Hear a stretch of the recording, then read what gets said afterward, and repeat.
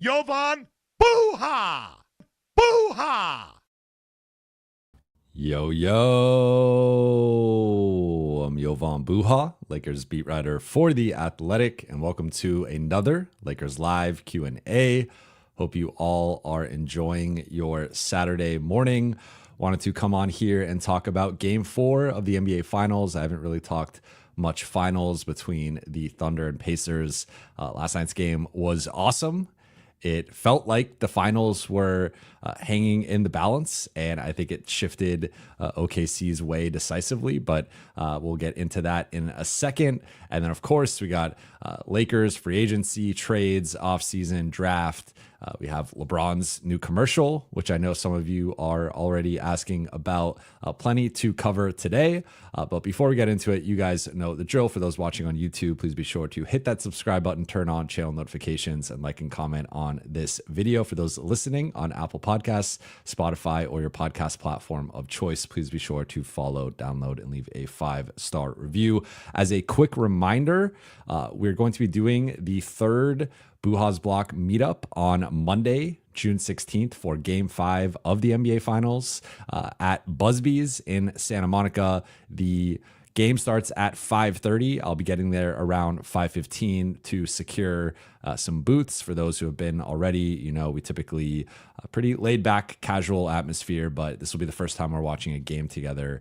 We watched the first one we did, the All-Star game / All-Star weekend, but that was a bit of a, we got more in the conversation than what was actually happening on TV. I think this one will be a fun one to watch and kind of bounce around our analysis and just different stuff with the Lakers as well. And the address is posted on my YouTube community tab and on X. So Busby's in Santa Monica. I think if you just Google it, you'll find it. But for those of you in the LA area, Santa Monica one. Again, I think the next one I'll do, I will take Santa Monica off the list of potential places just because it seems to be the overwhelming favorite, which I do want to do these to have as many people go as possible, but I also want to make sure I'm hitting the people on the east side or south side of LA. So for now, it's been more west side focused, trying to keep it relatively close to where I live, which is in the mid-city area, but we're going to look to do it more south or east for the next meetup. But again, Busby's in Santa Monica, Monday, June 16th. We've had great turnouts for the first couple. I think the second one was about double the size of the first one. So would love to see a bunch of familiar faces again and also meet some new ones. Then before I get into the Q&A, and I just want to give everyone a shout out, BC, Walter White, large Laker fan, Rob, Kevin, Purple Gold, Preach, Seth, Alice, Paul, Drew, Hugo. I will get into these in a second. I just wanted to rattle off a few takeaways from the game last night, Game 4 between the Thunder and the Pacers. Takeaway number 1 was a crunch time masterclass from Shea. So 15 points in crunch time was the most by an NBA player in a finals game since 1971. So we're going back over 50 years for the last performance like that. I think that the next highest total over the past 54 years had been 11 points. I think it was Dwayne Wade. It might have been Chris Middleton. I know he had like 10 or 11, but it might have been Dwayne Wade and Chris Middleton, which is an interesting group there. But just several huge shots and fouls drawn by Shea. And I know a lot of people are upset with the push off against Nesmith, and I get it. But I think that was a push off. I think OKC in general, as an objective third party, gets away with a lot on both sides of the ball, where I think there's a lot of flopping defensively, along with being very aggressive defensively and essentially fouling on almost every possession, and then offensively some flopping that benefits them. So I see why a lot of fans are against OKC, don't like OKC. Like I think people who look past that are just not being honest, because I think if you're being objective, like there is an element of that. But even without that possession, Shea still would have had 13 points over the final 5 minutes, and he controlled the crunch time portion of that game. He was remarkable. I think on the flip side, like Indiana just stopped running with the same verve and pace and energy that they had for the first 3.5 quarters of that game, and just not as much speed and passing within their half-court offense, not as much side-to-side actions. I thought Lou Dort, Alex Caruso, Chet all did really good jobs of containing dribble penetration and keeping the ball just in front of them and forcing them to play outside of their typical, actions in terms of like locations on the floor, and several mistakes down the stretch. I thought the shot selection for Indy was questionable. I thought, Benedict Mathurin crashed out over the final couple minutes with 2 inbounds, away from the ball fouls, which you cannot have in a must-win finals game. And then going 1 for 4 at the free throw line was Nick Andersoning it. And that's after being the game 3 hero, with being the first player 27 points in 22 minutes in a finals game. Then all of a sudden he just was, and that was because Nesmith fouled out. He comes in and then just has a disastrous couple minutes. Takeaway number 2 was OKC finds a way, and I think is probably going to win the title now. A lot went against them. They only had 3 threes for the game and were just struggling to generate good looks. Only had 11 assists. And despite, like, you just hear a team has 3 3-pointers and 11 assists in a must-win road playoff game, must-win road finals game, you think they're going to lose that game. You do not think they're going to win that game by 7. But I thought there was some stretches in the first 3 quarters, especially, where they looked tired. They looked a bit shook. They looked frazzled. They looked like a young team in the finals. This is like the way that this is supposed to go, right? You're a young team. You advance through the playoffs and you eventually hit that ceiling where you got to go through your lumps. And then the next season or a couple seasons later, you finally get over that hump. But they got over that hump in game 4. And we've seen this from them consistently throughout the playoffs. Games 4 and 5 against Denver, game 4 against Minnesota. They have some huge road wins in these playoffs when their backs have been against the wall. And not only have their backs been against the wall, but like they've been down in the second halves of those games. They've been down in the fourth quarters of those games, sometimes by double digits. And it's looked like their season's slipping away. It looks like they're on the brink of going down 3-1, or in the case of the Minnesota series, that would have been tied 2-2 going back to OKC, and that would have extended that series. But they always find a way to gut these games out. And I thought there was multiple spurts throughout the Indiana game where like Indiana would go on these like extended runs or just these extended stretches where they were out playing OKC. Then OKC hits you with a 7-0 run, a 9-0 run. And I think that like those little runs just added up to where they were never quite out of the game. It never extended past 10 points. And I look at J-Dub, he was huge with his drives, the one-handed finishes, getting to the free throw line. I don't think Chet had a great game, but he had some big offensive rebounds and putbacks. I thought his switching late was really important. Alex Caruso, I mean, what more can you say? I know Laker fans don't want to hear that, but one of the best defenders in the league, one of the best role players in the league, 2 20-point games in the finals after not having one in the regular season or prior to that. 5 steals in game 4, just so many clutch and timely plays on both sides of the ball. And I think if he wins the championship, I know Laker fans are definitely not going to want to hear this, but he's entering this rare air of like one of the best role players of all time. And, that's a distinction between role player and a star and whatnot. But like, if you look at it, there's the like Robert Ory's and the Danny Greens and these guys that won multiple championships as starters for multiple teams as, key role players. And Alex Caruso, if he wins the second championship, and I think he's been, at least in the finals, their 4th best player, but you could argue for the totality of this playoff run, their 4th best player, and even at times their 3rd best player. Like, this dude is special. He's a winner. And I know, again, that's painful for Laker fans to hear. Lou Dort gets away with some chicanery on both sides of the ball. I think he's one of the bigger culprits with the flopping, but he's undeniably an elite defender. And I thought he was incredible against Halliburton, particularly in the fourth quarter, and not letting him get downhill. And I think this feels about right for this series. Both teams stole one on the other one's home floor. However, as the heavy underdog entering the series in Indiana, I think they needed to be up 3-1. So my pick before the series was Thunder in 6. I'm leaning more Thunder in 7 now, but if it plays out in Thunder in 6, I think that's going to be because Indiana blew. I don't even want to say blew game 4. I more so want to give OKC the credit for stealing it, but we'll see. I think this has been a fun series. My current prediction would probably be OKC wins game 5, Indiana wins game 6, OKC wins game 7. But this has been a really fun, awesome series I know it's maybe more of a hipster NBA series. It's not drawing in the casual fan as much, but I think there's been some high level basketball. You are seeing 2 new teams, 2 young teams growing up in front of our eyes on the final stage. And whether it's Indiana winning the championship, which to me would be the most improbable champion maybe ever, or at least that I can remember, or OKC starting what could end up becoming a mini dynasty or real dynasty, that like either storyline is going to be great for the NBA. And then final takeaway before we get into the Q&A here, just some Lakers what ifs with this series, right? Because you look at Miles Turner has been in Lakers trade rumors for going on like 4 years now.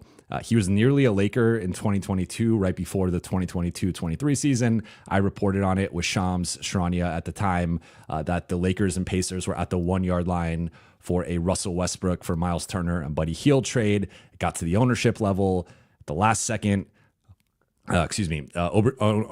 Ownership pulled the plug, and the trade ended up not happening. So,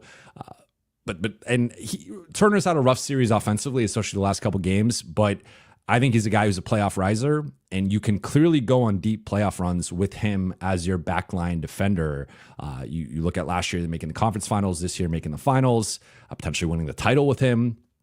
So I just think about like what that would have looked like with AD, and I think was a lot of questions about like how good is Miles Turner and how much is he actually worth? And I think we'll never know because that's an alternate universe. But I think if the Lakers had traded for Miles Turner and you had a Miles Turner, Anthony Davis front line, he would have complemented LeBron and AD as a floor spacer. And you see the way that he could fit in to different forms of offense with, I think he's a smart playmaker and an underrated playmaker for a center. Like he's not a guy who's going to be picking you apart necessarily, but just with the way that he can flip screens, the way that he can read angles on screens, the way that he can pick and pop, the way that he can function as a dribble handoff guy. Like I think Miles Turner is an underrated and smart offensive player outside of obviously just the shooting and the spacing he gives you as a stretch big. And then defensively, I think he's held up and been, especially the last couple of years, a more impactful rim protector. So I think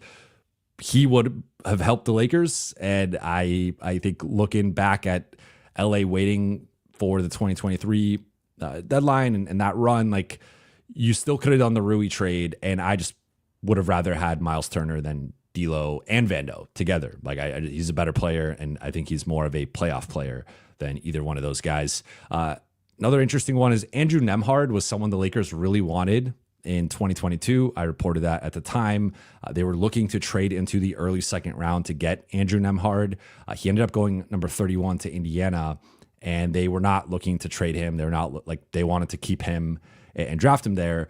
LA ends up trading for the number 35 pick, drafting Max Christie there. They were hoping Nembhard would be available somewhere in that range in the second round, but ultimately he went to Indiana. So that's an interesting what if the Lakers had been able to get their hands on Nembhard, who again was someone that the scouting department was very high on. And then the most painful one for Laker fans has to be just the Alex Caruso what if. Like I think he was doing a lot of these things with the Lakers. So I know Laker fans are upset with some of the narratives or some of the attention he's gotten since going to Chicago, since going to OKC. And I think those that watched Caruso in LA, like, no, he was the same player. I think he's gotten better. And I think but that's like a testament more to him and his growth throughout his career, where especially offensively, I think he's grown as a shooter, decision maker, playmaker, ball handler, all that stuff. But tough as nails, elite defender, can play multiple positions on both sides of the ball. And just, I go back and forth on if the Zubats trade or the Caruso mishandling was the biggest missed opportunity of the LeBron era.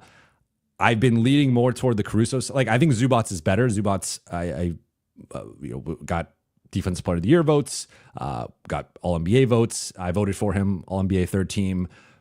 I think he's a better straight up player than Caruso, but I think Caruso is a more scalable, more versatile player in the playoffs.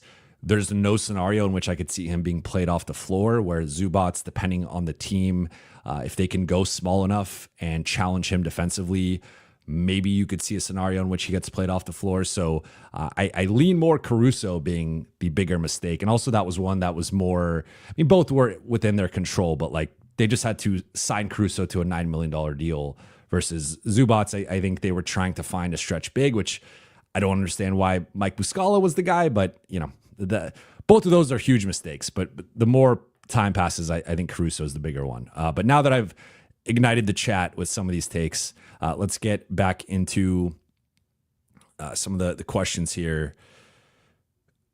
So Walter White with the first question: what's the meaning of LeBron's commercial? I don't know, to be completely honest. What I would say, like, he's clearly teasing something, and maybe this is just some elaborate advertisement for something, and he's trying to draw in interest for it. If there is a real meaning in terms of what he's going to do with his career, if I had to guess, I would guess, and again, please don't quote me, please don't aggregate me on this. This is just a guess on a 8-second LeBron commercial. I would guess maybe he's going to announce that this is going to be his final season and he's going to opt in and he plays one more year and he gets the retirement tour that he deserves as arguably the best player of all time, at worst the top 3 player of all time. I think he deserves that. He should get that. And, it'd be, I think, similar to the one that Kobe got, and he's going to be celebrated in every road arena. And I think, again, as one of the legends of the game, we should get the heads up and celebrate him the way that he should be celebrated. So maybe he's teasing that. But again, it could just be something as simple as he's plugging his next shoe. He's plugging a new venture, a new partnership, whatever. Because it said #ad, but it didn't specify what. We have no idea based on that what the ad is actually for. Now people are talking about LeBron and he's getting some attention with this and whatnot. So if I had to guess, I feel like it's probably something that's a marketing thing for something. But if it actually is leading to him announcing something basketball related, my assumption and my operating assumption for the last couple years has been he's going to play 23 years and then call it a career. So maybe it is, he's decided I can only do this one more year and next year is his final year. But obviously we will see at some point here. Kevin Cambridge, does the rumor about Tibbs and the Lakers have any merit to it? I have not heard anything on that. I think it would be a good fit. I think Tibbs, I think he's a good coach, so I'm not going to downplay how good he is as a head coach, but I think we've seen the results of him being a defensive coordinator with Boston and how they won a championship and had several deep playoff runs, and that more so had to do with the roster, of course, but he was one of the architects of one of the best defenses of all time, which was the 2008 Celtics. So I think that he would be by far, in my opinion, the best assistant that the Lakers would have on their staff if they added him, the most decorated, has had much more success recently than compared to a Nate McMillan or a Scott Brooks. So I think he would be an upgrade over those guys, and not that they wouldn't keep those guys necessarily, but if you're adding an assistant, usually you are getting rid of an assistant or two. So if the Lakers end up adding a former head coach, I think he should be near the top of the list. I would personally prefer a offensive coordinator, because I think the offensive end was a bit more concerning than the defensive end. And I thought the Lakers punched above their weight defensively for half the season. And JJ, I think actually is a better defensive coach than offensive coach at this point in his young career. So I would actually look for more of an offensive coordinator than a defensive coordinator. But if Tibbs is the best option and there isn't another high level offensive coordinator, I'd be fine with Tibbs. I think he'd be a good addition. Drew C, thoughts on Stephen A / Solitaire Gate and about the officiating backlash from Game 4. I mean, I think it's tough because I think there's some confirmation bias where really with both things to some extent, but with Stephen A Solitaire, like I will say, I think people would be surprised at how little some people pay attention during these games. And I think Stephen A, based on his platform, based on his power, based on his status, and also based on like, at this point, you got to know everything you're doing, especially when you're doing these studio shows at the arena. You're sitting typically between like the first level and the second level. You're in an elevated place. So you're going to be surrounded by fans. And how many times have we seen fans take a picture, take a video of something going on during a game that, like, to this point, I think Stephen A has been in that situation enough where he should know all eyes are going to be on him at all times. And now maybe like I do think to some extent he is a person who likes attention, whether it's positive or negative, and he's unafraid or not afraid, I guess, of dealing with negative attention or backlash or whatever. Like I think he likes it. So maybe he did, like, if you told me he did this on purpose or just didn't care if people were going to catch him playing this, I wouldn't be surprised by that. But I think fans would be surprised by how many people on Media Row are, like, I've seen like people, we got the TV monitors there, they'll turn on other games and watch. I mean, sometimes it's like if it's March Madness or like a NFL playoff game, like I kind of get it. And it's like, you know, if the Lakers are playing the Hornets in the second quarter and there's a big NFL playoff game, I get if you're going to have a wandering eye there. But a lot of people are not paying attention. The crazy one too is a lot of times people are writing their story. Like, this is why I've never wanted to be a newspaper beat writer, because they have to write their stories at the buzzer or by the buzzer. And I'm like, if you have a crazy fourth quarter, I mean, I could write something. It's just not going to be that good. It's not going to be breaking down like what actually happened if I have to write that and give you all my thoughts by the time the clock strikes zero. So I was not surprised by the Stephen A situation. It was funny that he tried to say it was during a timeout, and then people showed like, no, here's an actual clip of gameplay going on, and you're doing this. But I think it got him more attention. We're talking about him. And then it also, again, I think is par for the course with a lot of media people. In terms of the officiating, again, I think there's some confirmation bias here with just OKC has a certain rep right now with a lot of the NBA, fan base, fan community. And I get it. I think it's deserved to an extent. I think OKC tends to benefit from the whistle on both sides of the ball. I think they foul often more than their opponent, and yet they often get to the free throw line more. Now, you also have to give them some credit for gamifying the system to an extent. And if you can gamify it and get away with it, like it's you tip your cap, and more power to you. It's been a little, like, again, as someone who I don't have a dog in this fight.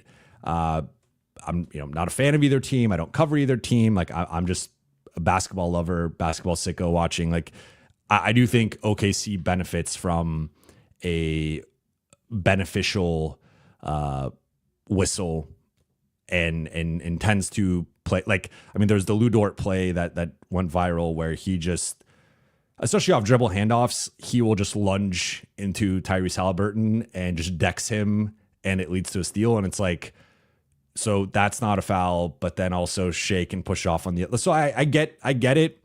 I don't think there's some grand conspiracy to make OKC win or to, like I won't go that far, but I think they have benefited largely on both sides of the ball to an extent that I can see why some people are frustrated. All right, let me get into the super chats. Angelo, I see you did a super chat. Don't see the question, so if you don't mind dropping it back in, I will look for it. Next one from Matt G. Thank you for the super chat. What would you think of bringing Taurean Prince back? I would be open to bringing Taurean back on a minimum. I don't think he addresses enough of what the Lakers need to be worth the tax. Like, I think you could argue he's worth the taxpayer MLE or part of it. We're talking about like a $2.5 million difference there. So it in the grand scheme of like the cap, it's a small difference. But if I would hope that the Lakers could find a better fitting player for what they need, either be it a starting or backup center or more of a defensive wing. Because that's where I think Dorian is fine defensively. I wouldn't quite say he's good defensively. I think he's fine. He's passable. Like, I don't think he should be a primary stopper. I think going back to his time with the Lakers, he was often better on like the second or third guy. So if he's the worst defender in a lineup or the second worst defender in a lineup, I think that's fine. If he's the best defender or the perceived best defender or even the perceived second best defender in a lineup, I think that's a problem. So I think for a minimum contract, he would be a value and could plug in as, I think more ideally like the ninth man, but eighth or ninth man, depending on the roster construction. I'm cool with that. But clearly like bench player playing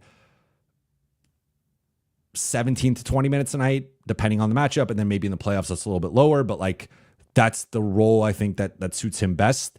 I think like his biggest value right now is the shooting. He's become an elite shooter, and I think that has real value. And he's good enough, like comparing him to say like Dalton, I think he's a more stable shooter than Dalton. I think he's got the reps of being an NBA vet, and then he's also a better like a much better defender. So that's where I could almost see him being an upgrade over like that. Like if the Lakers end up trading Dalton in a different deal and they need someone like that, Dorian is a guy who can get hot, who can hit multiple threes, who can't like we've seen those performances from him. And then defensively, he's going to be at least passable to solid and not a good rebounder. But I also think if the Lakers are playing him in a more natural position of the 2 or the 3, that's better than playing him at the 4 and in some of these funky small ball, like playing him at the 4 next to also 3 small guards like we saw his 1 year in LA. So I'd be okay with it as a minimum. I think if he's their primary signing of the summer, I think that's a miss because I think LA either needs bigs, specifically centers, or they need defensive perimeter guys. And I don't think he's quite at the level. Like we've seen that movie with Dorian as your perimeter stopper and the limitations that are there. So again, if he's a minimum guy, I'm cool with it. No Darvin there to overplay him, but as a primary addition or as a primary wing stopper, I think that's a mistake. Young Claire, thank you for the super chat. Ideal 9-man rotation for next season. Wow. I really like to go back to the last mailbag for those who listen to it. And if you haven't, check out my mailbag with Anthony Irwin. It was the first time I had a guest on for a mailbag. I thought it led to some interesting conversations and back and forth with each question. But one of the ones late was a 3-team trade between the Lakers, the Heat, and the Nets, where the Lakers netted, no pun intended, Nick Claxton and Andrew Wiggins. And I think looking at the current market, Claxton and Wiggins are probably the best realistic players the Lakers could get for each of their 2 big holes. So if you can get Claxton as your starting center and Wiggins as your starting 3, and you still have LeBron, Austin, and Luka, I really like that starting 5 together. You're adding Wiggins now as a 5-year sample of being a plus shooter, so he will provide some spacing there. Also a guy who can get you buckets off the dribble, can attack mismatches, which we've seen teams sometimes go, like you can't put no team has like 5 elite defenders on the perimeter out there. So if they're going to put their best defender on Luka, their second best defender on LeBron, and their third best defender on Austin, someone's going to, like Wiggins is going to have a mismatch, or maybe they put that guy on Wiggins because he's bigger than Austin. Now all of a sudden Austin has a mismatch. So I think there are very few teams. OKC is probably the exception. Maybe Indiana. There's a reason why those teams are in the finals, but like there are very few teams who I think could match up with that level of firepower. Like Wiggins is just, he's better than Rui. He's a better offensive player than Rui. He's a better defensive player than Rui. So if you could flip their assets at that point, your bench is thin. It's probably DFS goodies like your ninth man. I think Dalton's probably gone. I think Dalton was in the trade. Dalton's gone. So you got to hit with the 5.7 taxpayer MLE, and then you got to hit with at least one minimum guy in terms of it being like a rotation level guy. At that, you still have Vando. So I think it would probably be DFS. Vando might have been in the trade. I think he was in the trade, and my pushback was like, I don't know if Brooklyn would want to take him back. So Vando's actually gone, but you have DFS, Goody, ideally a backup center.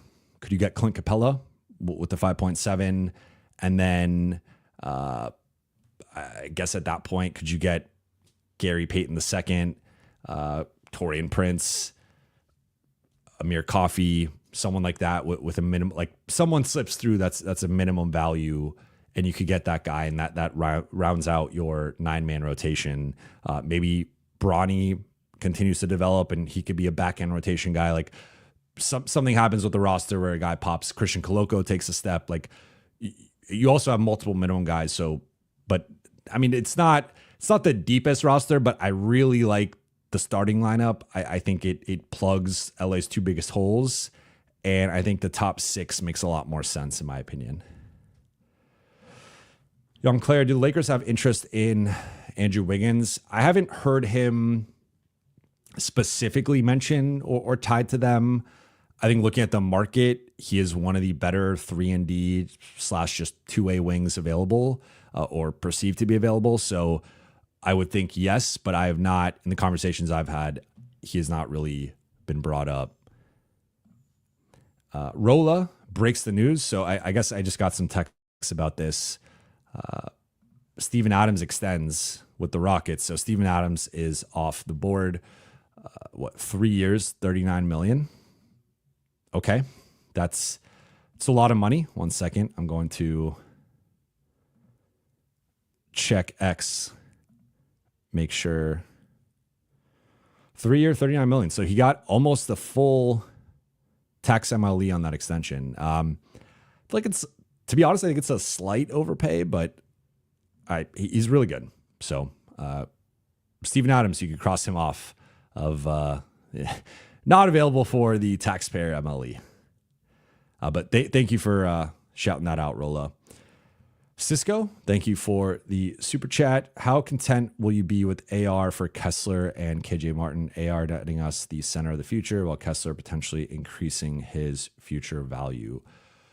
So I feel like I'm in like the, everyone likes saying that they're on blank player island. I think I'm on Walker Kessler island.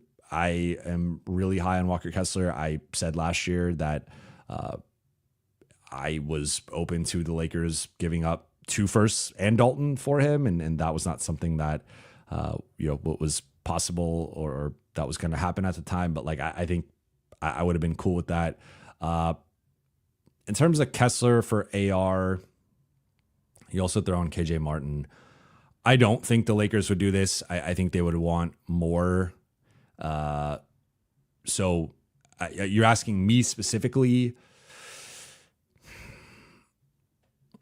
I mean, I think you would have to consider it if you're the Lakers, but I think that they want, I just think they want more for Austin, and they would want to find a way to get Kessler without giving up Austin. But it's like, I think it's similar to the Derek Lively conversation. And if anything, Walker Kessler is a better current player than Derek Lively and already more of an actualized prospect, despite being only a couple years older than him. So I think with the thing with Kessler, I guess if I want to nitpick or push back a little bit, is like, I think compared to a Lively, compared to a Claxton, I don't think he's quite the rim runner athlete that those two guys are. And I don't think he has the mobility defensively that those two guys have. I think he's more mobile than people think when they look at him. Like, he's not as stiff as like a Gobert, even though Gobert also has more mobility than I think people often cite. But he's like this, he is a good lob threat, and he is a good finisher, like a great finisher, an elite finisher, and a good to sometimes great lob threat. He's just not like, doesn't have that explosive nature that a lively Gafford Claxton has. He doesn't have that explosive gear. And I think that's an underrated element of like Luka having that versus not having that as a pick and roll partner. And then defensively, much more of a drop big rim protector, which does limit your looks defensively. Doesn't mean it can't work. But if you see, like, I think one thing I didn't touch on in my notes with OKC Indiana was OKC went back to the too big look in game 4. Didn't work. I believe it was -7 together for the game. And Isaiah Hartenstein has just not looked that good or that effective in this series. And it's really been more of a one big series for the Thunder. And Chet, for as great as he is as a rim protector, shot blocker, just interior force, I think we saw, especially in the fourth quarter of game 4, his ability to switch out onto the perimeter and corral Halliburton, Nembhard, force those guys into tough contested jumpers, like, was an underrated part of OKC's defense, and them kind of changing up their pitch defensively down the stretch of game 4. So I think one of the lessons for me is from this postseason is just how important athleticism and speed and versatility are. And I think that would be the biggest knock on Kessler, if I'm being a bit of a nitpicker. Now, of course, Austin has his own limitations with this stuff in terms of his athleticism, his strength, how he holds up going, into the playoffs. And that's something that he's going to have to figure out to take the next step in his career. But I would consider it. I'm not saying I would say no. I'm not saying I would say yes. But I think as I say with some of these trades, I try to look at it from the Lakers' perspective. And I don't think the Lakers would think that that's enough back for Austin. Golden, thank you for the super chat. Could the Lakers pick up pieces from KD trade fallout? Yes, I think this was something I talked about with Pete Zayas on our pod a couple weeks ago, where we mentioned the Lakers being opportunistic, and there's going to be a musical chairs element here in terms of both the trade market, but also free agency. And those are, of course, intertwined to some extent. But whether it's a team, because there's a chance if it's KD, Giannis, Celtics doing whatever, like there's going to be a 3-team trade and there's going to be a lot of moving parts. And if a team all of a sudden has a log jam, or they're pushing up against the first apron, second apron, they have some type of restriction now because of the trade, there's going to be players that shake loose. And we've seen it. Like, I think Boston took the best advantage of it in recent memory with Drew Holiday becoming available because of the Damian Lillard trade and that situation. So I think for the Lakers, I believe in general in being more proactive than reactive with the summer transactions. And I think the Lakers have honestly been a bit too reactive to the point of almost being a bit passive, and they have not been as proactive as they should have been the last couple, I would even contend 3 summers. But I think this summer could, depending on what shakes loose from the KD situation, potentially the Giannis situation, though that's seeming less likely, or whatever happens with Boston, whatever comes out of that. And then also the musical chairs game of free agency in terms of, I always reference Gary Trent Jr. and him being a guy that on paper should have been in the mix for the non-taxpayer MLE, or at least the taxpayer MLE, and him being available for a vet minimum contract. Like, who's the next Gary Trent Jr.? And I think there's going to potentially be multiple guys who are available for minimum contracts that on paper, based on their production, based on their age, based on just the context and circumstance of them and their where they're at in their careers, there'll be some guys that shouldn't be available for the minimum that are. And I think for the Lakers, they need to be opportunistic and pounce on those players, whether it's finding that value for the taxpayer MLE or finding that value on minimum contracts. Like, there's going to be an element of some of these things are going to naturally unfold and become available for them, and they need to pounce on it.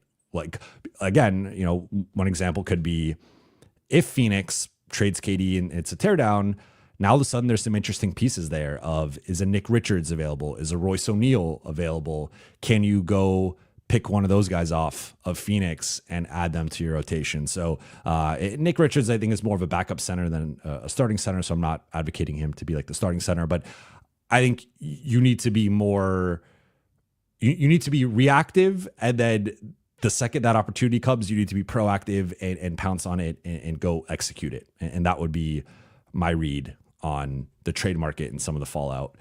Simbi, thank you for the super chat. LA gets Claxton, KCP, Goga, De Silva. Magic get DK, Cam Johnson, Shake. Brooklyn gets Rui, Maxi, Gabe, Vando. 2 Orlando first, LA first. Says the money works. So let me unpack this for a second. So the Lakers are giving up Dalton, Shake, Rui, Maxi, Gabe, Vando. So giving up 4 of their top 10 players, but they're getting back Nick Claxton starting center. KCP can be a starting wing. I think at this point is transitioning more to being like a good backup wing. But sure, you can start Goga and De Silva. I really like De Silva, and the Lakers really like De Silva for what it's worth. It was going to be between De Silva and Misi if Dalton didn't drop to 17. And then Goga, you got Claxton and Goga as your 2 starting centers. KCP, I guess, is that placeholder starter, depending on what you can get with that taxpayer MLE, and then De Silva as a bench forward. So I think the Lakers would do this. You are losing depth to an extent, but I think your top 8 is better. The Magic giving up KCP, Goga, De Silva, but you're getting back DK, Cam Johnson. I'm not even going to include Shake here because not guaranteed, and I don't think but you're giving up 2 firsts. I think this might be a little rich for Orlando.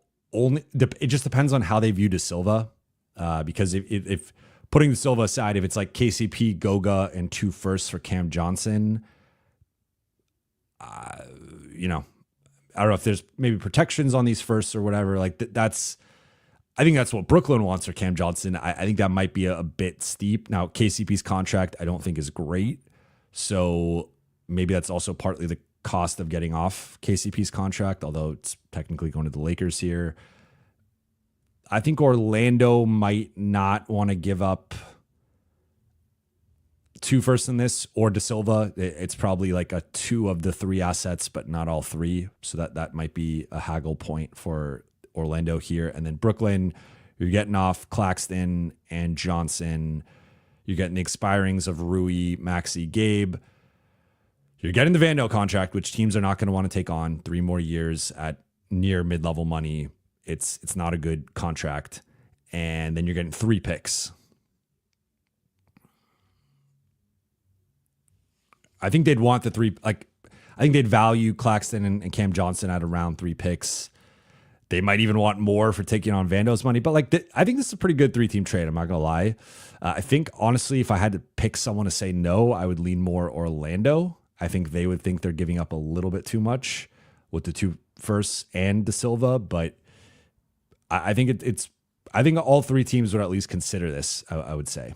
I think the Lakers got the best deal, of course, but that's how these things work. And then Adele also with a super chat. I don't see a question, so I'll pop into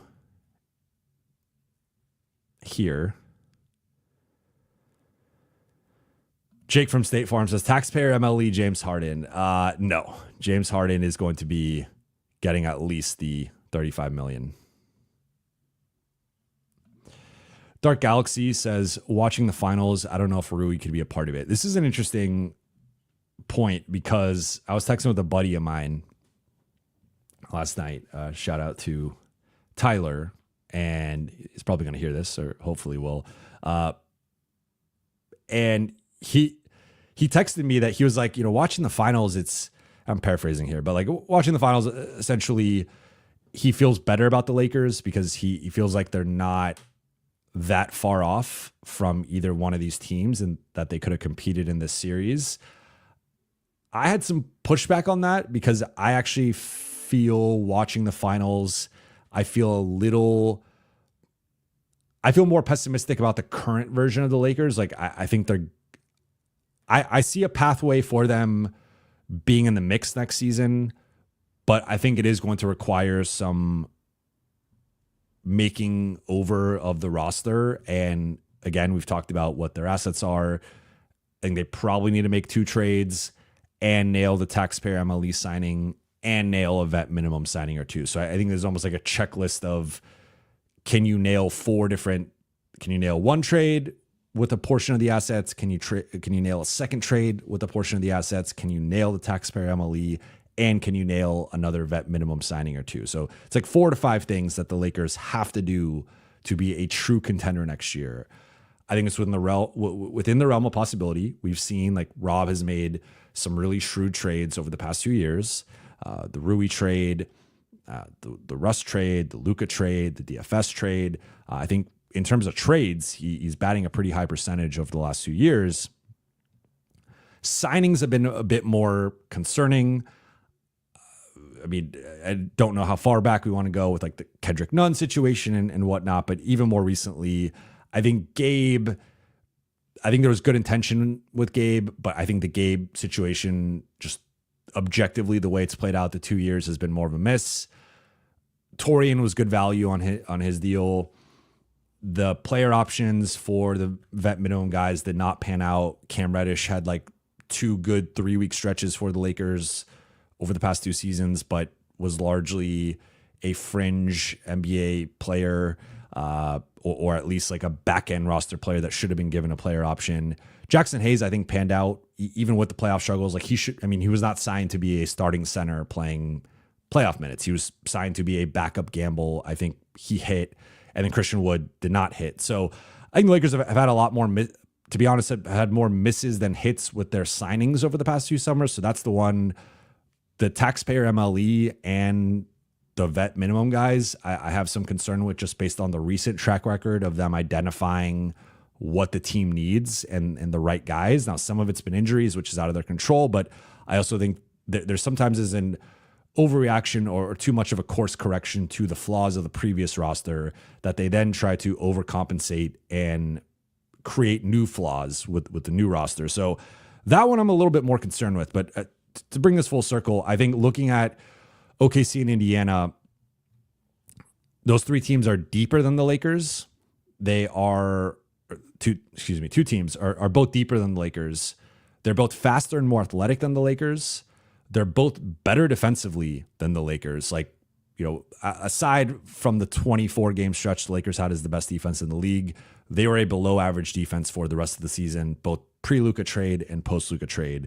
And then they're all, I think, collectively smarter than the Lakers. And I want to make a clear distinction here where the top of the roster is as smart as it gets with LeBron, Luka, and I would even throw in Austin as a very smart, high-level starter who, like, you know, good self-awareness, I think, tends to play the right way, tends to be a team-first guy. So, like, those 3 together, and I would even, I would throw in DFS, I think is a really high-level, smart role player who largely plays the right way. But then you get, like, deeper into the rotation and the roster, and you compare it to just the little things that the OKC players do, the little things that the Indiana players do. It's like OKC's offense can devolve into some ugliness, but for the most part, they're always playing hard. They're picking up 94 feet. They're making the right rotations. They're on a string. They're boxing out. They're grabbing offensive rebounds, cutting, attacking closeouts, making the right play. And I think there is a gap between the supporting casts and the role players with those 2 teams compared to the Lakers. So I think the Lakers have some work to do this summer, and they got to figure that out. Now, with regard to Rui specifically, I think Rui was the Lakers' 4th best player in the first round. I thought he made strides. Now, I do think he was not good enough the first 3 games, and I think human nature, we tend to remember the most recent thing we saw. So I think a lot of people are looking at game 4 and game 5. And those were Rui's 2 best games of the series. And it was also like some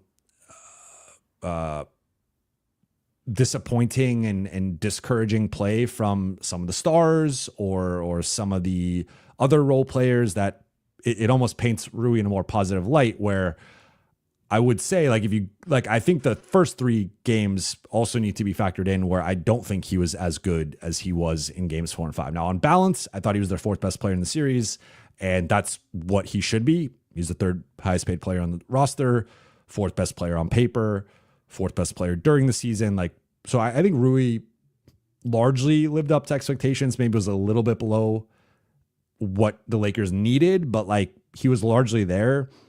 However, I think that the biggest thing with Rui is he's just playing out of position with the Lakers, and he's not a 3.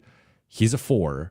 And if you look at, I view him more as like in line with what Obi Toppin's doing, or even like a Julius. Like, I think if he's the worst or second worst defender on your team or in a lineup, and you have a good center next to him and good perimeter players defensively, he's fine. Like, if he's your worst or second worst defender, I think he can fit in and be okay, especially if he's playing at the 4.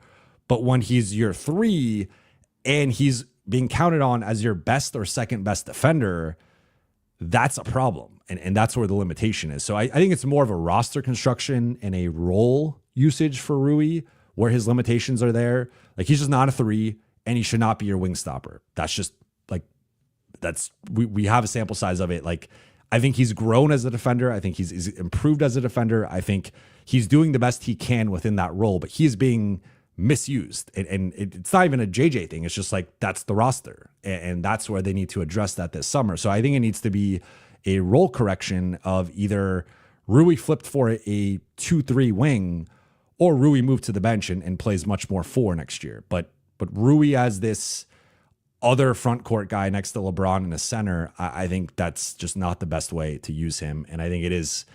So to bring him back, I think he could play. I think in this series, for both teams, he'd be a bench player.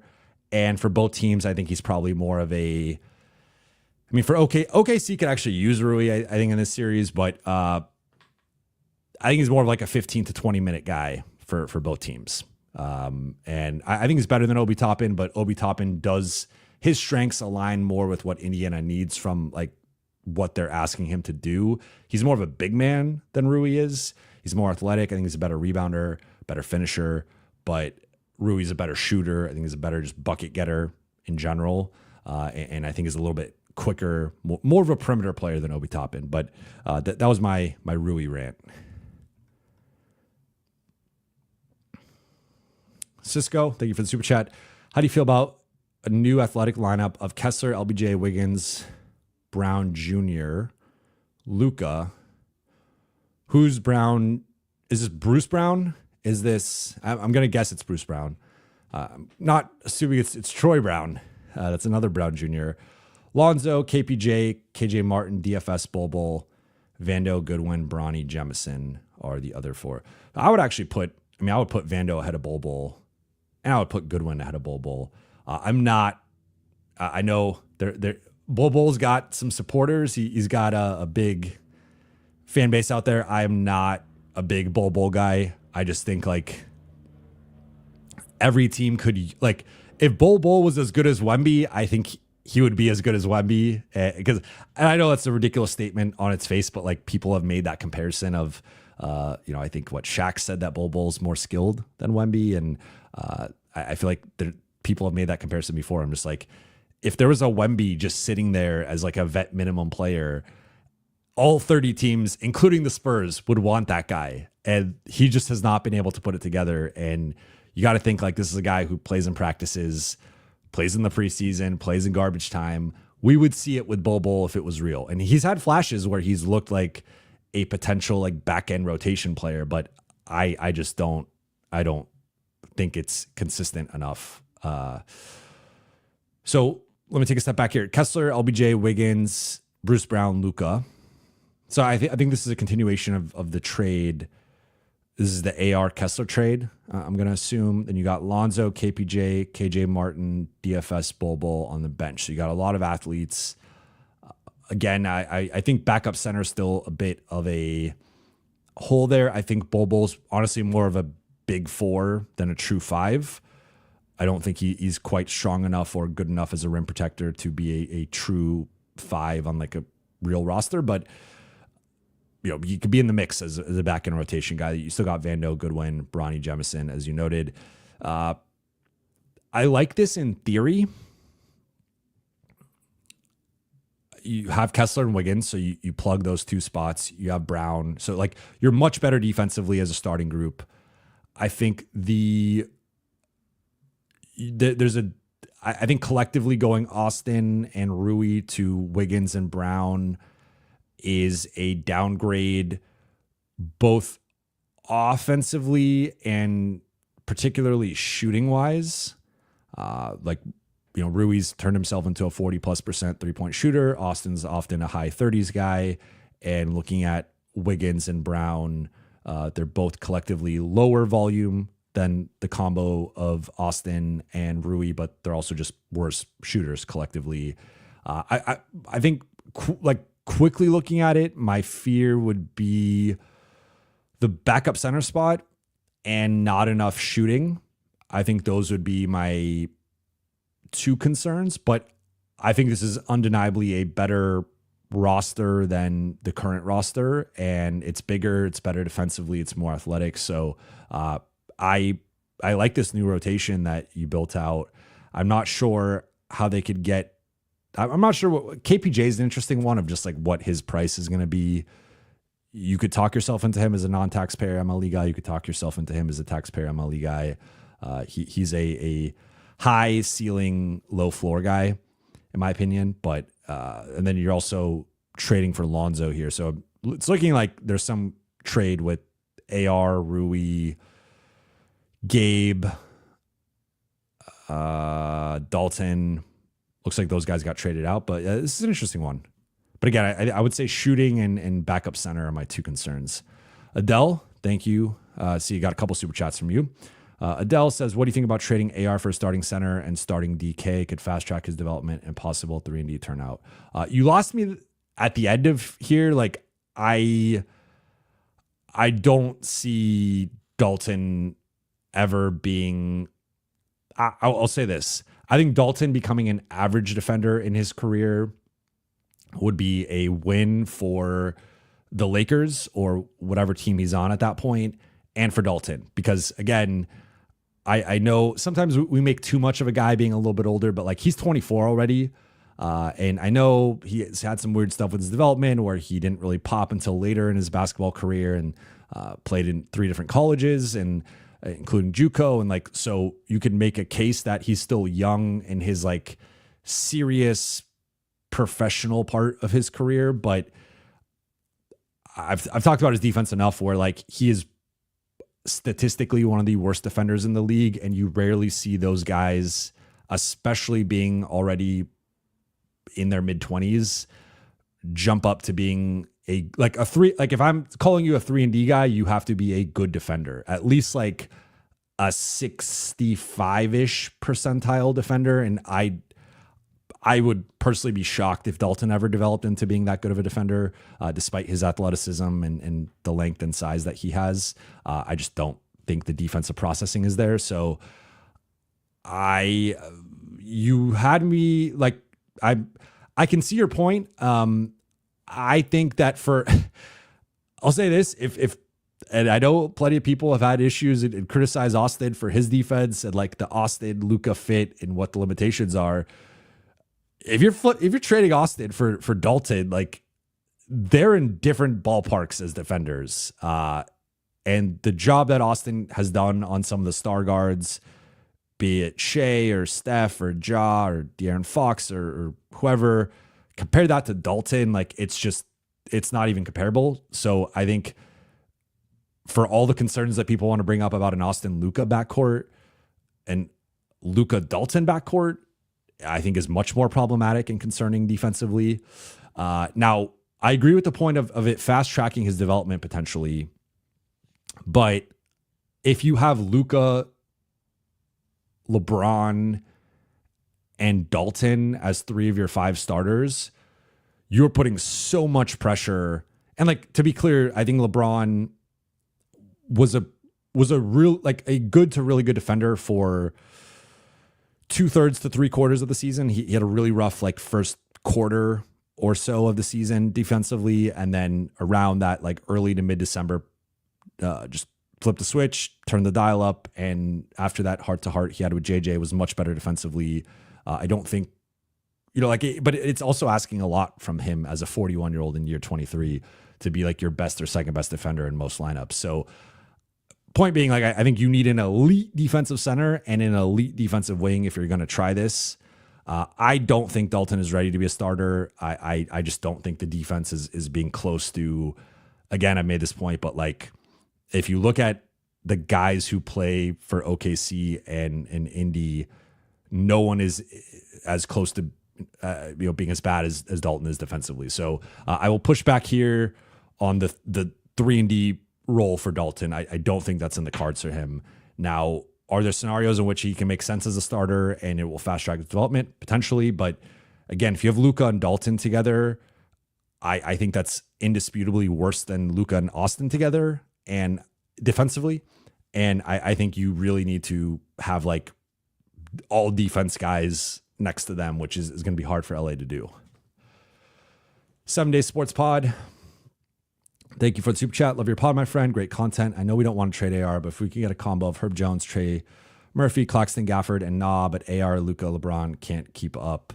But if we can get a combo of Herb Jones, Trey Murphy, Claxton, and Gafford, and Nah, but okay. So I think you're saying if you could trade Austin for some combination of that.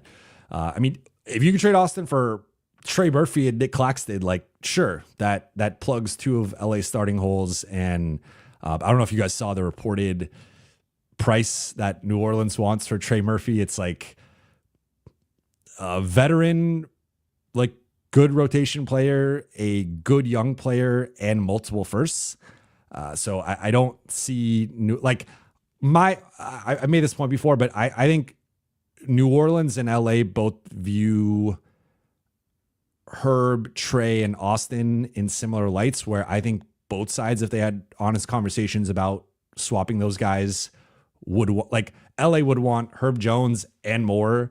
LA would want Trey Murphy and more. And then New Orleans would want Austin and more. And I just don't think either side would come to terms on like what's a fair, if they are doing that swap, what's a fair, trade. I would not give up. Like, I think Herb and Trey, you could talk me into a framework there. Claxton and Gafford, I think there are more questions with, like, Claxton. We just haven't, like, look, Claxton's my number one center target, so I'm not trying to downplay how good he is. I just think there's some question marks or like uncertainty with how he would fare in a playoff setting, just because we haven't seen it. I think he would fare fine. And, I guess we saw it technically earlier in his career, but he was still in his early 20s, not developed into the player he is now. But I would like, you just don't know sometimes how a guy is going to scale into the playoffs. Gafford, we've seen it, but Gafford, my biggest issue with him is like on paper, on a per possession basis, per minute basis, he's probably the best center target of like the realistic guys. It's just, he's, for whatever reason, there's been a combination of injuries and like foul trouble, but also just in Washington and Dallas, they've limited his minutes, and he's always been like a 18 to 24 minute a night guy. So I think if the Lakers are giving up Austin or giving up a first or something substantial for a center, you'd like a little bit more confidence that guy can play more. Cause I think if you're giving up Austin for a guy who's playing 20 minutes a night, like I think that's a mismanagement of Austin as an asset. So I would not personally give up Austin for Claxton or Gafford, or consider giving up Austin for Claxton or Gafford. Now, again, if it's a larger trade where if you're getting Trey Murphy and Nick Claxton, that's a different story, but I don't think that's going to happen. So I've said Austin's not untouchable. I think there are trades the Lakers would consider, but I also laid out what I think is semi-realistic criteria of being a top 50, 60 guy and either being a big or a big wing that, I think Trey Murphy's in that conversation. I think that's a little bit above Herb Jones, and it is above Claxton and Gafford. And nah. Adele, thank you for the super chat. What do you think about trading AR for starting center? Okay, so same one. But same question. So I already answered this, but appreciate you. Shout out to the Middle East and Dubai. Appreciate you watching. Dipsy Doo, thank you for the super chat. I really wish the Lakers would trade for a draft pick and get Common, the Duke center. He's perfect for us. Yes, the issue is the Lakers. So he's a projected lottery. So I got asked about him, I think, a few weeks ago, and I couldn't even pronounce his name. I still barely can, but I now know a little bit more about him. So he's a projected lottery pick, if not a top 10 guy. I think I've seen some mocks where he's even in like the mid, like as high as 5 or 6 or 7. So that's just a hard, especially in this draft, this is perceived or considered to be one of the best drafts of the past decade, right? Of course, at the top with Cooper Flag, but like even the top 5, top 6, I think people are really high on those guys.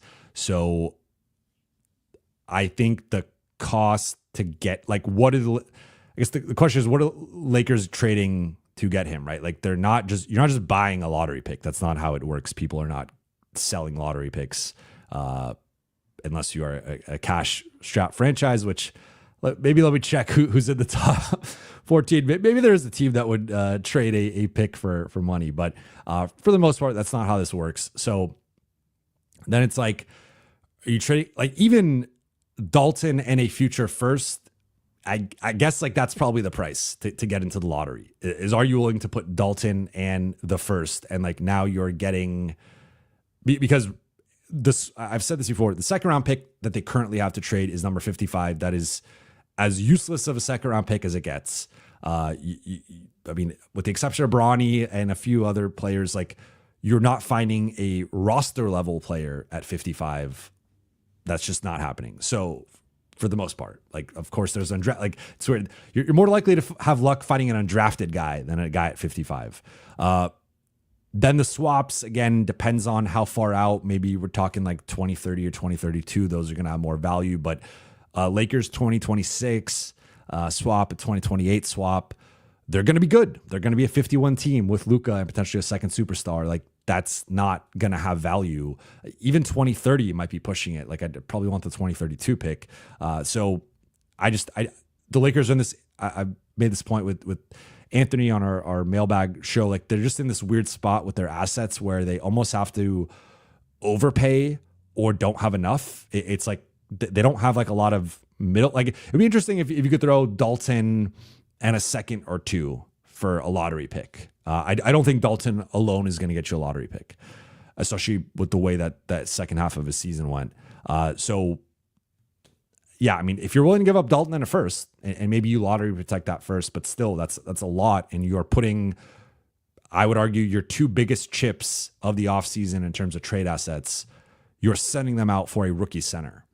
And there's no guarantee. It would also depend, like, where, like, sometimes teams surprise teams and draft someone earlier, or so you could also trade into the lottery but not even get the guy you want. So there's some risk there, but I think that's probably what it would cost, and that's probably an overpay, right? Especially for a team that's looking potentially to be win now. Adele, with some pushback here from me, he says, I think we're always quick on the trigger, and one day DK might turn into a decent defender. He also fits the Luka timeline. My thing there decent, you could talk me into.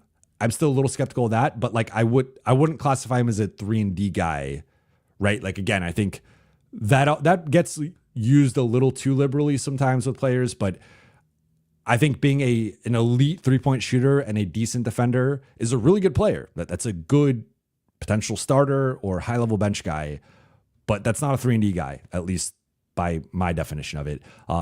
If that happens, everyone will blame trying to max the LeBron timeline. I agree with you on the last part that if the Lakers don't win the title next year, the next couple of years, like, there will be inevitably LeBron backlash. People will be like, they tried to be on the LeBron timeline more than the Luka timeline. At the same time, you're in the LeBron business. He's already helped you win a championship. He has been a great steward of the franchise over the past half decade plus. He's about to, depending on how much longer he plays, will have played in LA longer stint than any of his Cleveland stints. or and in totality getting up there close to how long he's been in Cleveland or was in Cleveland. So it's tricky. I can see both sides of it in terms of like you want to be probably more in the Luka timeline and prioritizing Luka's future and winning with him. But then at the same time, and if that's how you're going to go about it, then I think you need to have an honest conversation with LeBron and let him know where you're at and give him the opportunity of, hey, we're going to prioritize Luka. We're going to prioritize the future and multiple years from now, or even a couple years from now. But you might not be playing. You might be at a different phase of your career, whatever. Do you want out? Because I think at that point, like I think it's unfair to LeBron to just be like, yeah, we're going to keep benefiting from having because Lakers, of course the Lakers are the Lakers. So I'm not saying that they wouldn't they're going to be relevant after LeBron and clearly they're going to be relevant with Luka. But I think we'd be lying if we said they don't benefit from the LeBron partnership at all. I think they clearly do. He's the most relevant U.S. athlete right now.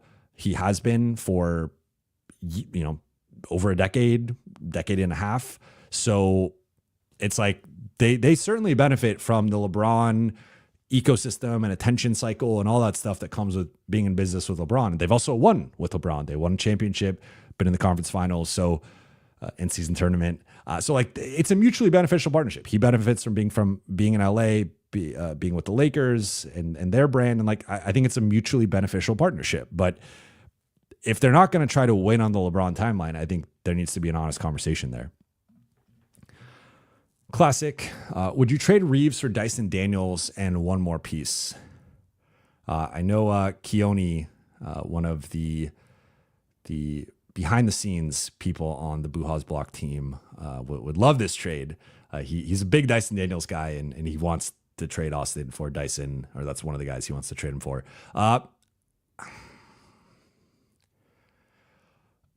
It really depends on what that other piece is, I guess I would say. I would not do a straight up Austin for Dyson Daniels trade. Again, I know there's a fit component here where if you're just asking me straight up who's a better fit next to Luka, you could talk me into Dyson Daniels being the answer, but I think Austin's a better player than Dyson Daniels. Again, I think we're too quick to dismiss Austin's previous playoff success, Austin's regular season success for a 5-game sample where he was injured for 3 of the games. And that's not to say that Austin doesn't need to improve as a catch and shoot guy, doesn't need to improve defensively, doesn't need to improve with his body. I think he needs to improve in all those things. But there's always a context and circumstance and nuance that goes into these conversations. So I would say it depends on what the other piece is. If it's another rotation, if not starting level piece, I think I would strongly consider that. If it's a crappy second round pick, then I don't think that makes up the gap, in my opinion, between those two. I'm going to go about 5 more minutes here.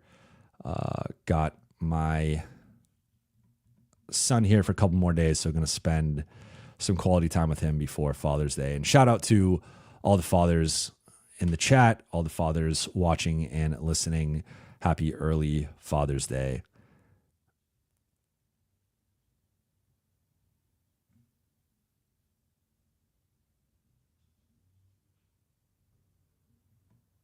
I see people saying I'm nuts that, if you guys want to disagree on Dyson, that's fine. I would like to know how many of you actually thought that Dyson was better than Austin before the playoffs.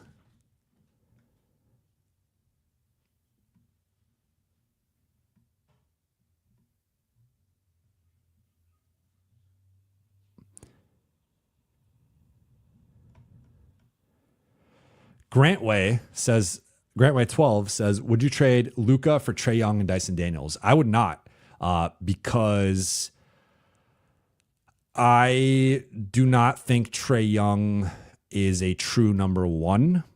I think there are some Dame Lillard parallels with the Eastern Conference Finals run he went on in, 2021? And the 2019 Dame run with Portland. where I think a lot of things broke right in their favor. Then they ran into a team that they were clearly outclassed by. I think Trae is more of a number 2. So while like you could argue the aggregate value of Trae and Dyson is close to Luka, I think Luka as a top 5 guy, a guy who can lead you to the finals in the West. And he just beat OKC, he beat Minnesota like last year as a 5 seed in the West. And they were very close to making that Boston series more competitive than it ended up being. And he had a rough series at times, but like, I would not trade Luka for Trae. Like, because to me, the hardest thing to find in the NBA is a true number 1 who you can win a title with.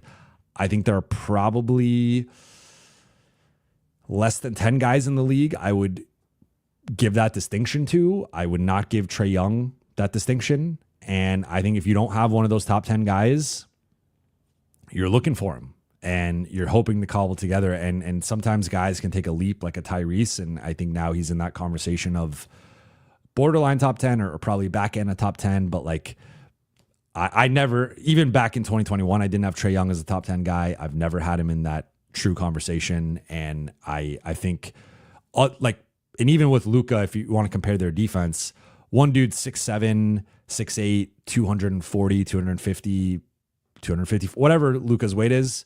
One dude is 6'1", 190 pounds. So just by sheer size, Luka is a better defensive piece than Trae Young.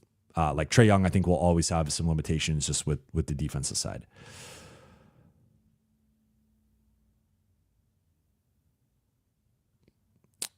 Izzy says, I thought Daniels was a better player all year. There's a reason why he was a runner-up for Defensive Player of the Year. I mean, certainly I'm not going to argue the defensive end. He's a better defensive player, but I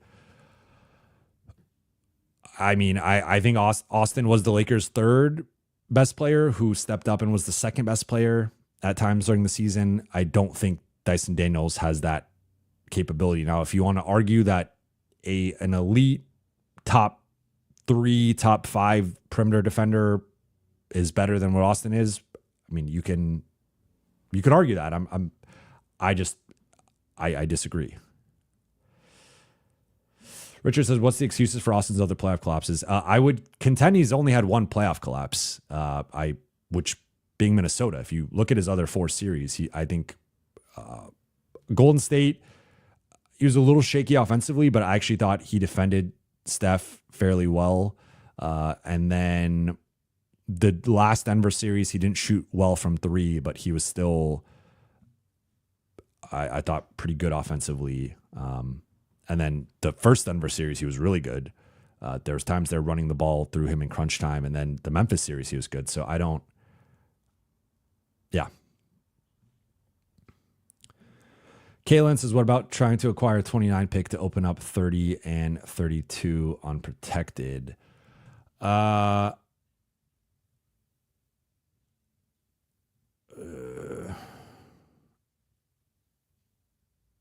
That's interesting.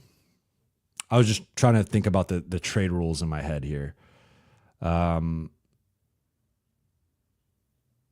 Yeah, I mean, that again, are you trading? Like, again, when we talk about trades, you got to give something up to get something. So are you saying like flip it? I mean, it's like, are you flipping Dalton for a 29 pick or are you flipping Rui, right? And either way, it's either with Dalton, that's a cost controlled rookie scale player who you are betting on. I mean, you're getting a 29 pick. So now you're adding a 1st round pick and you're opening up these other picks you can use. So you could argue the value there of getting back a future first and having more future first to play with opens up some flexibility that you wouldn't otherwise have. And maybe it is worth giving up Dalton in that case because you probably have to trade him anyway to actualize the potential of the roster. And then with Rui, just very few teams, if only maybe Brooklyn, can just take on an $18 million contract in like a salary dump to get a trade if a team values Rui at a future first level. So it would probably have to be Dalton for a future first. And again, I think I would consider it. I don't know if the Lakers just want to like trade him. Ruben says Austin beat Indiana. That is in the finals without Luka and LeBron dropping 45, and Dyson is better. Crying emojis.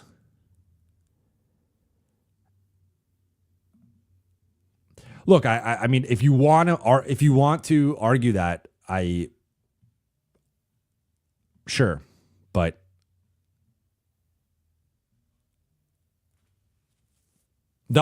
I'll be honest. Like I've said this so many times. Like I get really sick and tired of the Austin discourse because it feels like the fan base is so divided on like people who like Austin and believe in him and people who don't, and it's like it feels like we can't have.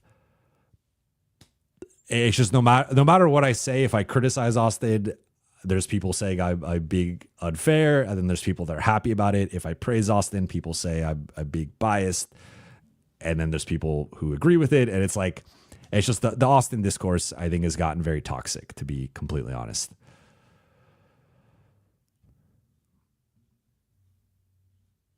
Dark Galaxy says AR is top 60 on LeBron. I mean, by any measure, he's at worst the top 60 player in the league. I mean, that's just straight up facts, but I know some people don't believe that. Dork Vader Jr. says we're never winning a championship if Austin Reaves is a starter. I would disagree. It does, if it's Austin and Luka, I've said this before, you have I made a similar point with Austin and DK, although I think Austin's a much better defender than DK. It does narrow, like the other three players all have to be athletic, long, and good defensively. That's just it does change the way you build the roster for sure. I don't think it's impossible, but yeah. Revived, I like this question. Jovan, do you think a team who drafts a center in the lottery would potentially free up one of their bigs to be dealt with that we don't know of yet? Yes, this is exactly what I'm talking about with the musical chairs, the unintended consequences of the offseason. I was specifically looking at the big star trades and what could shake loose, but you also have the draft and certain guys becoming available that you don't anticipate because they have, like, I mean, I would look at Portland, and not that they're going to draft another center. I mean, I would be shocked. they love centers over there, but like, you know, they draft Klingon and they have a year with Klingon to kind of see where he's at. And I think they're trying to trade DeAndre Ayton more than Robert Williams, but I think Robert Williams, if he is available, is in large part because they drafted Donovan Klingon. They saw what he did last year. He was an all-rookie guy, already a really good rim protector. So I think you never know how, like Portland, I think seems to be one of those teams that just overvalues their players. If you go back to Jeremy Grant and the 2 first-round picks they wanted, you go to DeAndre and what they want, Robert Williams and what they want, Tamani Kamara, Shaden Sharp. Like I think they overrate their guys a little bit, if not a lot, but I think there are other teams that will look at their guys objectively and potentially trade them depending on who they sign. So I think that's a possibility.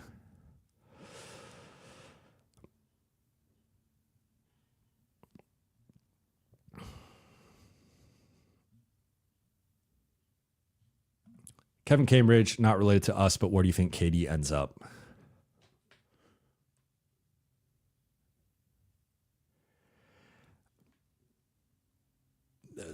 So there's a lot of buzz with the Spurs, the Rockets, and the Timberwolves.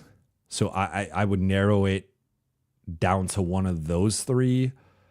I think the Spurs and the Rockets probably have the two best packages for either KD or Giannis.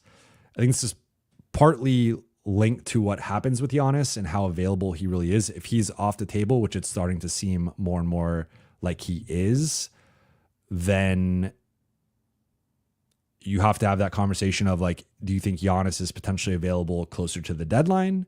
And Milwaukee has a middling first couple of months, then all of a sudden come December, January, Giannis wants out, and you take that gamble? Or do you say, screw it, like we want to be competitive with Victor Wembanyama at the beginning of next season. Screw it, as Houston, we know the top end of the roster isn't good enough or still needs like several more years to develop, and we want to fast track it a little bit, bring in KD for anyone that's not Thompson or Şengün, and everyone else is available. So I guess if I had to handicap it, I would lean slightly more Houston, but like I'd probably put it Houston 1A, San Antonio 1B would be my current read, and then Minnesota 2. But just because I think Houston has a little bit more to play with, and they're a little bit more in win now mode than San Antonio is. I think San Antonio, having Wemby, having Castle, having the number 2 pick, even having Fox, although he's more of a player entering his prime or currently in his prime, I think there's less urgency there, where Houston's already a really good team. They were the number 2 seed, but clearly when it comes to, like, if you look at how Şengün was limited against Golden State, and then, Thompson, I think needs another year or two to really, maybe one more, maybe next year, but like to hit the level that he can get to, then I think there's a gap there where it's like, I'm not a Jalen Green guy. I think to me, his future is more of a 6-man type, but that's a different conversation for another day. Maybe like a third or fourth scorer on a team, but definitely not a top 2 scorer on like a good team. And then they don't have I like a lot of their players. I think they'd like, if you added KD and all of a sudden you have KD, Şengün, Amen Thompson as a trio, I really like that compared to what they currently have. So I think Houston has a little bit more urgency to try to win now.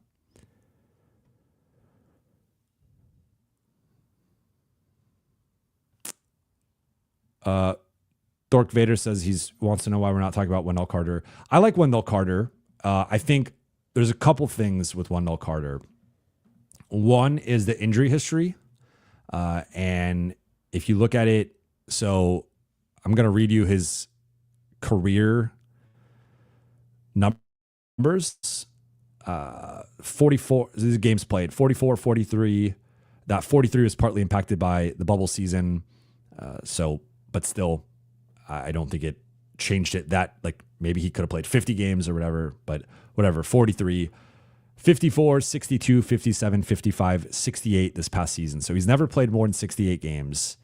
He's played 7 years, and he's played above 50 games in 5 of the 7, but below 60 also in 5 of the 7. So it's like, he's a guy who you pencil in for 50 to 55 games every year, and you're ecstatic if he plays more than that. So I just think there's a bit of a concerning track record there. I think the other thing is, if you're Orlando, you have Mo Wagner coming off of the injury that he had, and you have Goga, who I think is more the guy that they're going to look to flip. But like, Wendell Carter is the starting center for a team that like could be a top 4 or 5 team in the East next season. I wouldn't be like, that's where they probably should be next year if healthy. So it's like, why does Orlando want to just give up Wendell? Like, if you're trading them Austin, sure, but I think that would be a mistake, and I don't think the Lakers would do that. But I mean, are we talking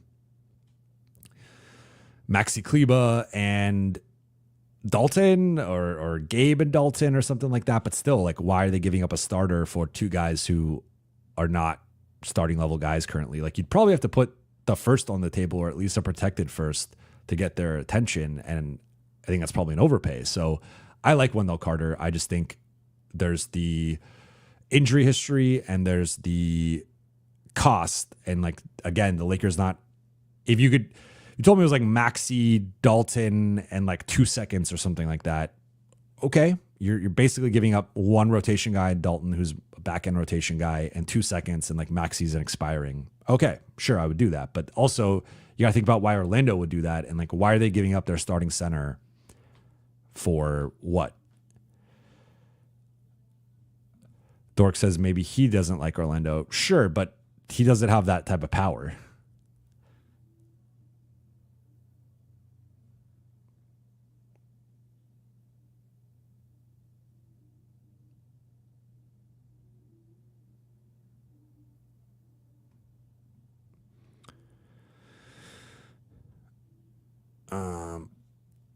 Paf says, I don't see why DFS is not talked about more in trade packages. I don't see his value defensively like everyone says. I there's a couple things here. So one, I agree with the second point. I think DFS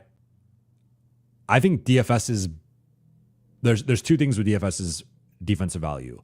One, he is more of a big man defender. Like I think his best and most effective defense was when the Lakers played small, and made this point a million times at this point, but like the Lakers small ball looks or centerless looks before DFS versus after DFS, night and day. They were bad. Like I remember talking about it, several post-game reactions on here where they would go small with Rui and LeBron at the 4 and the 5, depending on how you want to distinguish them. And then Max, Austin, and Gabe, Max, Austin, and D'Lo, some combination of those guys. And those lineups were just not good. They were bad defensively. They were bad on the glass. They were a walking layup line for an opponent. And the thing that shifted that was DFS and the D'Lo trade, and DFS coming in and fortifying that front court where DFS, Rui, and LeBron became a good front court together, where several of the Lakers' statement wins this season featured those three playing 10 to 20 minutes together and like dominating those minutes. So I think he unlocked something with the small ball looks. He is more of a 4-5 defender, and I think that's a big distinction because he was still used as like a 2-3 defender sometimes, and you saw when they tried to put him on Shea or they tried to put him on Ant. I mean, they put him on Trae Young in the Atlanta game in Atlanta. Like it's just he that's just not, I believe, unless that I forget if Dorian was already on the team then, but like they sometimes put him on point guards. I'm also thinking like Cleveland, they put him on Mitchell, they put him on Garland. It was like he's not a guard defender. That's just not in his wheelhouse anymore as a guy who's in his early 30s. So I think they misused him a little bit, although that's partly due to roster construction. So I would say I think he's a plus defender. I think he's just more of a, at this point, 24 to 28 minute a night guy, and you primarily want to use him at the 4 and the 5 more than like the 3 or even the 2 defensively. Now, I think a couple reasons why he's not being talked about as much are, one, he's beloved by Luka, and that's always a factor here where, talked about it before, one of the reasons Markieff Morris was not waived was because Luka and LeBron both loved him. He won a championship with LeBron. He went to the finals with Luka, was a beloved locker room figure. So despite on paper him being the second or third worst Laker, we'll say third or fourth because the back of the roster was pretty rough, and maybe being a guy who should have been considered for being waived, that was not going to happen. They were not going to waive Markieff Morris. Similar thing here where Luka loves DFS, and if the Lakers are on the Luka timeline, shifting their priorities to Luka, these things come into play. And if it comes down to Rui versus DFS, I think the relationship there with DFS and Luka is stronger just by history and playing together for multiple years. So like I think that's a factor. The other thing is that he is extension eligible. So if he opts out and takes a haircut to do the Lakers a favor, maybe he, 3 years, $36 million, 4 years, $48 million, gets a longer deal, but shaves down that annual figure to save the Lakers some money and get some wiggle room. Now all of a sudden he's not trade eligible until I believe it's 6 months after an extension, if I'm not mistaken. So like depending on when he signs the extension, he might not even be trade eligible for, I would assume he'd be trade eligible in January, sometime late January, but like that puts, you sign an extension, all of a sudden you have a 6-month window there. So I think the one way he could be traded, I guess, would be if he opted in for the higher money and then he's still trade eligible and maybe the Lakers explore it at that point. But that's why if you look at like LeBron has a no trade clause. He controls his future with his contract. Luka's Luka. And then DFS, due to his contract situation and his relationship with Luka, I just find it highly unlikely he gets traded, which is by process of elimination what makes Rui also as an expiring like more likely to be moved, in my opinion. Drew says, for sure, happy Father's Day to all, no matter who wins. Let's get some ex-Lakers out there in the finals. Yeah. Preach.